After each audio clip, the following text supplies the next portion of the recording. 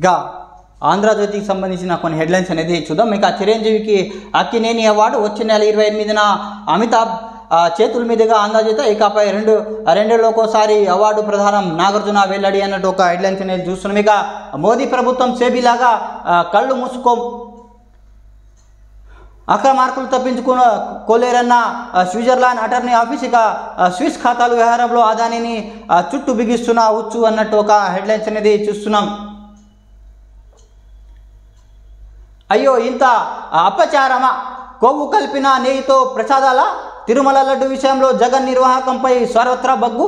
ఇక కేంద్రం సర్కార్ సీరియస్, రంగంలో దిగిన నడ్డా. చంద్రబాబు ఫోనిక కేంద్ర స్థాయిలో విచారిస్తామని వెల్లడి. జాతీయ భద్రతా చట్టం ప్రయోగించాలి షా. ఏపీ డీజీపీ సిజేఐకి న్యాయవాదులు లేఖ. ఇక సిబిఐ విచారణకు కేంద్రాన్ని కోరం శర్మిల. ఇక ఆరోపణలపై న్యాయం విచారణ జరపండి హైకోర్టు. నాటి టీటీడీ చైర్మన్ వైవి పీల్ అన్నట్టు ఒక హెడ్లైన్స్ అనేది చూస్తున్నాం.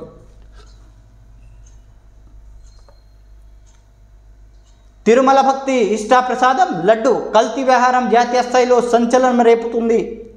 శ్రీవారి లడ్డు తయారీకి జగన్ ప్రభుత్వం వాడిన నెయ్యిలో జంతువుల కొవ్వు కలిసినట్లు వెల్లడి కావడంతో కలియుగు దైవానికి ఇంత అపచారమా అంటూ భక్తి జనం ఆగ్రహం వ్యక్తం చేస్తున్నారు. ఈ విషయాన్ని తీవ్రంగా పరిగణించిన కేంద్రం విచారణకు సిద్ధమైంది. ఇక మేరకు కేంద్ర ఆరోగ్య మంత్రి జేపీ నడ్డా శుక్రవారం ఏపీ సీఎం చంద్రబాబుకు ఫోన్ చేసి వివరాలు అడిగి తెలుసుకున్నారు. జగన్పై కల్తీ నెయ్యిని సరఫరా చేసిన కాంట్రాక్ట్ సంస్థలు జాతీయ భద్రతా చట్టం కింద చర్యలు తీసుకోవాలని ఒక న్యాయవాది కేంద్ర హోంమంత్రి అమిత్ షా ఏపీ డీజీపీ ద్వారకా తిరుమలరావుకు లేఖ రాశారు. ఈ లేఖను ఆయన యూపీ డీజీపీకి కూడా పంపించారు. ఈ వ్యవహారంపై సిబిఐ విచారణ జరిపించాలి. అమిత్ షా ఏపీ కాంగ్రెస్ చీఫ్ షర్మిల లేఖ రాశారు అన్నట్టు ఒక హెడ్లైన్స్ అనేది చూస్తున్నాం. ఇక తిరుమల సంప్రోక్షణ ఆలయ శుద్ధికి ఏపీ సీఎం చంద్రబాబు ఆదేశం. మంత్రులు సీఎస్తో అత్యవసర భేటీ. ఇక టీటీడీ ఈఓతో 2 సార్లు టెలికాన్ఫరెన్స్. భక్తుల విశ్వాసాన్ని కాపాడమని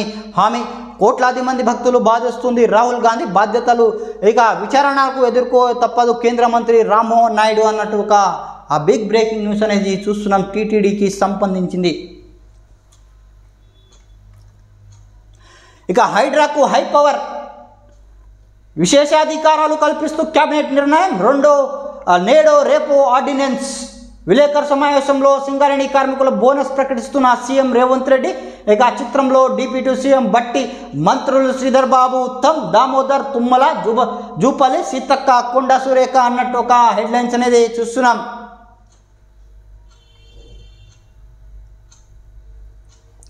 వాల్టా హెచ్ఎండి జిహెచ్ఎంసి చట్టాలను అధికారులకు 169 అధికారులు. ఇక 946 మంది సిబ్బంది.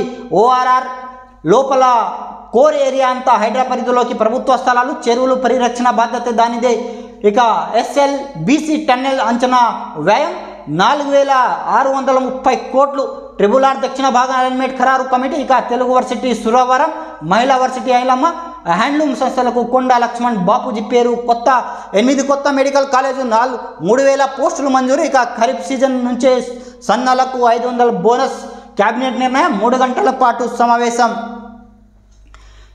ఇక Hyderabad disaster response asset monitoring and protection agency రాష్ట్ర ప్రభుత్వం విశేషాధికారాలు కల్పించింది. ఇందుకు సంబంధించిన 1-2 రోజుల్లో ఆర్డినెన్స్ జారీ చేయాలని తీర్మానించింది.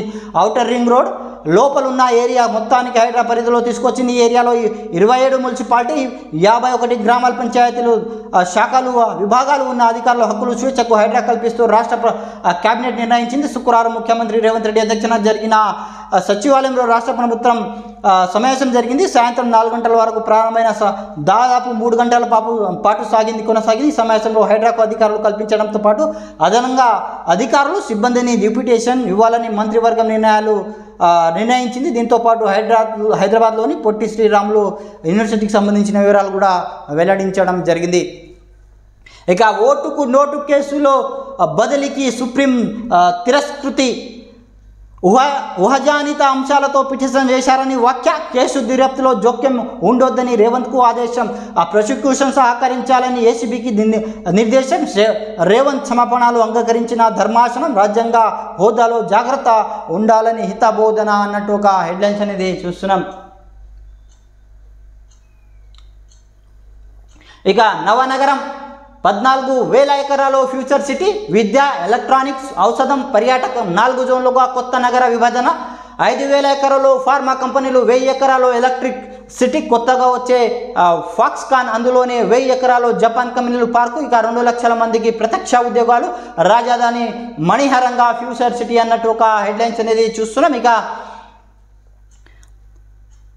హైదరాబాద్, సికింద్రాబాద్, సైబరాబాద్ తర్వాత 4వ నగరంగా అభివృద్ధి చేయనున్న ఫ్యూచర్ సిటీ న్యూయార్క్ తలదన్నేలా ఉంటుందని, మౌలిక వసతులు చూసి ప్రపంచ దిగ్గజ కంపెనీలు పెట్టుబడులకు బారులు కడతాయని ముఖ్యమంత్రి సీఎం రేవంత్ రెడ్డి చెబుతున్నారు. ఇక ఆయన కలలన్నీ నిజం చేసేగా 13,972 ఎకరాల్లో అన్ని సౌకర్యాలు నగర నిర్మాణానికి అధికారులకు ప్రణాళిక రూపొందిస్తున్నారు. రాష్ట్ర యువతకు పెద్ద ఎత్తున ఉపాధి అవకాశాలు కల్పిస్తుందని ప్రధాన లక్ష్యంతో ప్రణాళిక సిద్ధమవుతున్న సేకరించి భూమిని 4 జోన్లుగా భజిస్తారు. ఇక ఇందులో విద్య, ఎలక్ట్రానిక్, ఔషధ,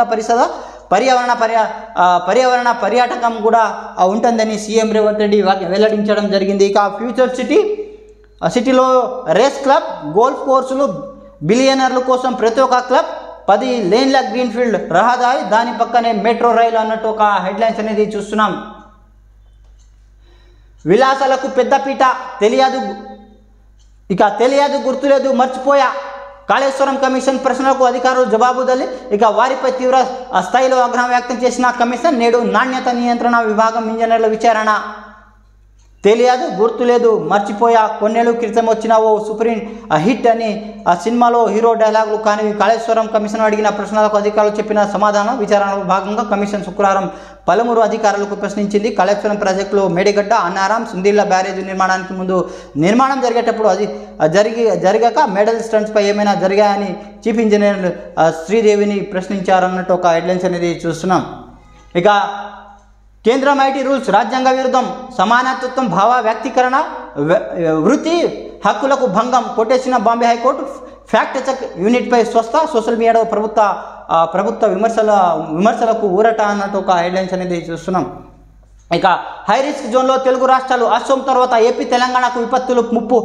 వరంగల్, ఖమ్మం జిల్లాలో పెరుగుతున్న వర్షపాతం, దిగువకు వరద ప్రమాదం, వాతావరణ మార్పుతోనే వరదలు, కరువు ఎదుర్కొనేందుకు జిల్లాలు వారి ప్రణాళికలు అవసరం. ఇక భారత వాతావరణ శాఖ విశ్రాంతి డీజీ కేజే రమేష్ వెల్లడి అన్నట్టు ఒక హెడ్లైన్స్ అనేది చూస్తున్నాం. ఇక జానీ మాస్టర్ చెంచల్ కూడా జైలుకు 14 రోజులు రిమాండ్. దురుద్దేశంతోనే బాలికను అసిస్టెంట్గా చేర్చుకున్నారు. ఇక చేరిన నెలలోపే ముంబైలో రేప్ భయపెట్టిన తర్వాత పలుమార్లు రిమాండ్లో రిపోర్ట్లో వెల్లడి. ఇక ఎంబీబీఎస్ కౌన్సిలింగ్కు మార్గం సుగమం. ఇక వారంలో కన్వీనర్ కోటా సుప్రీంకోర్టు తీర్పులో ప్రభుత్వం నిర్ణయం. స్థానికతపై రాష్ట్ర విద్యార్థులు సుప్రీంలో ఊరట. హైకోర్టు వెళ్ళిన వారు కౌన్సిలింగ్కు హాజరవచ్చు అని అంటే ఒక హెడ్లైన్స్ అనేది చూస్తున్నాం. ఇది ఆంధ్రజ్యోతికి సంబంధించిన కొన్ని వార్తలు అనేది మనం చూసినాం. Please subscribe, like, comment and share my channel. Thanks for watching RM News.